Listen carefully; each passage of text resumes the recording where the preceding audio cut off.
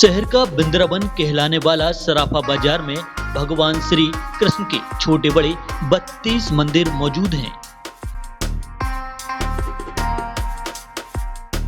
इसलिए यहाँ कृष्ण भक्ति की अनूठी परंपरा है।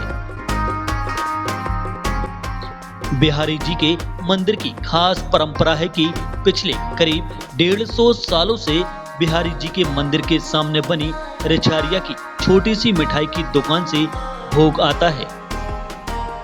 परिवार की 5वीं पीढ़ी परंपरा को आज भी निभा रही है। कहा जाता है कि एक बार ठाकुर जी को भोग में देरी हो गई तो ठाकुर जी खुद रिछारिया की दुकान पर मिठाई लेने पहुंच गए और उसके एवज में उनको एक अंगूठी दी। सुबह जब श्रद्धालु मंदिर पहुंचे तो सबने देखा कि ठाकुर जी के सामने भोग रखा था और उनकी अंगूठी गायब थी। जब मिठाई वाले रिछारिया जी को ये बात पता चली तो वो अंगूठी लेकर महंत के पास पहुंचे और पूरा वाकया उन्हें बताया। तो महंत ने उन्हें गले लगा लिया और कहा कि बिहारी जी ने खुद तुम्हें दर्शन दिए हैं। तब से रिछारिया परिवार बिहारी जी के मंदिर में भोग भेजता है। वो एक बार भोग नहीं पहुंचा था तो बिहारी जी स्वयं आ गए। हमारी 5वीं पीढ़ी में हम बैठ रहे हैं यहाँ, तो 12 बजे के करीब वो आए, मारवाड़ी वेश में थे। आन के बोला कि हमको 1 किलो मीठा जाना है।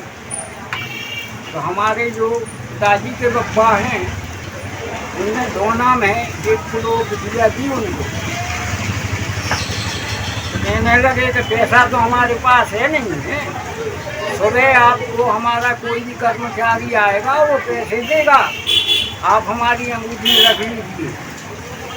उनने बोला कि भाई अंगूठी नहीं, आप तो पैसे भिजवा दें। कि नहीं अंगूठी रख लो आप। तो उनने जो है अंगूठी अपने पेटी में रख ली। अब उनका नियम था कि 5 बजे उठना, नहा धो के खाना पीना बनाना, फिर आन के मंदिर जाना। तो मंदिर में ये सब चर्चा चल रही थी कि भोग का दोना रखा है, रात में कोई आया नहीं है, तो फिर दोना कहाँ से आया है। और ठाकुर जी की अंगूठी गायब है, चोरी हो गई, क्या हो गया। तो उनने कहा सुनी वो बात। तो आए, उनने दुकान खोली और वो अंगूठी दे के दयालदास जी के पास पहुँची।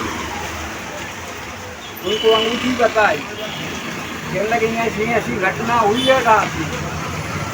दयालदास जी ने उन्हें छाती से लगा लिया और बोले कि बताओ, बिहारी जी स्वयं पहुँच गए आपके यहाँ। हम तो यहाँ इतनी पूजा कर रहे, जब वो हमारे सामने नहीं आए, वो आपके यहाँ भोग लेने पहुँचे। डेली भोग जाता है। आज 5वीं पीढ़ी में भी वो परंपरा चल रही है। हमें रोज ताज़ा बनाना, भगवान के लिए भोग को पहुँचाना। और यहाँ जितने मंदिर हैं सभी को भोग जाता है हमारे।